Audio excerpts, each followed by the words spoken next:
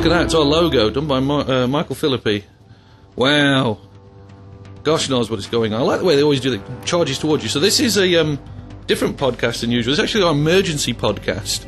We were supposed to do a completely different one, but then Jeff Hickman decided to go to China, and so we brought this one out and released it early. What we're actually seeing there is one of our artists, Jonathan, great guy, and this is a time-lapse photography of him building what will ultimately become the Bright Wizards College in Altdorf. And we thought it was really, really neat, and we thought, gosh, we should let people see that, actually see the work in progress and the action, how cool it was.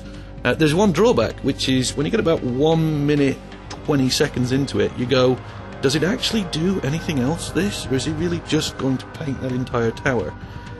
So our wonderful evil marketing department said, well, what we need to do is we need to get everyone who's involved in the process and get them into a room. We'll do like a director's commentary so that we can, comment and people can get insights on it. So we organised it, and I'm the only person who turned up.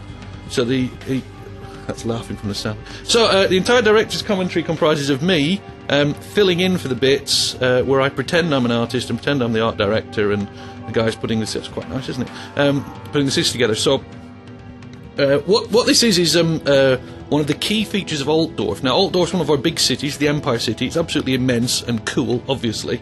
And when we're putting it together, what you find on these projects is these people called development directors, known as bureaucratic adults and parents, people who are paid money to say, no, you can't do that, tell you how you can build these wondrous things so that it doesn't cost $1 gajillion and take 28 years. And by the time they'd finished going through the policy, they had managed to not have the College of Bright Wizardry in, mostly because it was going to be too big and it was going to take too long to build, and did we really, really need it? And so as creative director, I was pushed into a room and I was told to argue with them. And I tried to explain it like this. I said, Altdorf is like Paris. If you were to try and to make a model of Paris, what you could do is you could go out and get loads of little boxes, and you could put them on the floor and go, they're basically the houses of Paris, and you could basically get a roll of toilet paper and you could roll it out and say that's basically a road in Paris, and then you'd have an inflatable model of the Eiffel Tower and you would stick it on the ground, at which point you could bring in almost anyone in the world and show them and say, what city is that? And they would look at it and go, it's Paris. How do you know that? Well, there's an Eiffel Tower. And you go, that's what I'm talking about. What is Altdorf? It's the College of Bright Wizardry. It's like Altdorf's Eiffel Tower. So we've got to have it. So then they went off and they looked for a load of artwork, and they found a piece done by John, and it was terrible.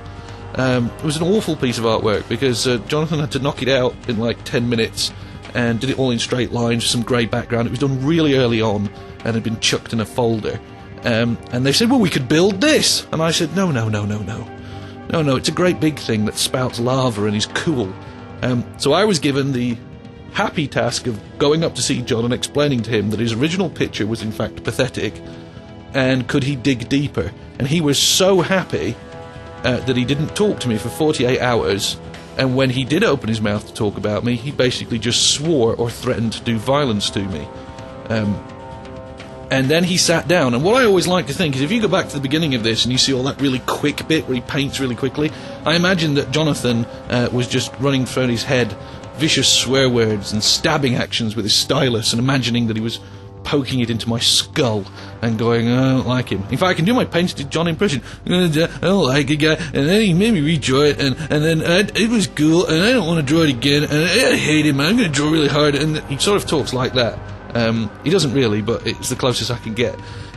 So John went off and redrew it, and I think the tower he's drawn is absolutely spectacular.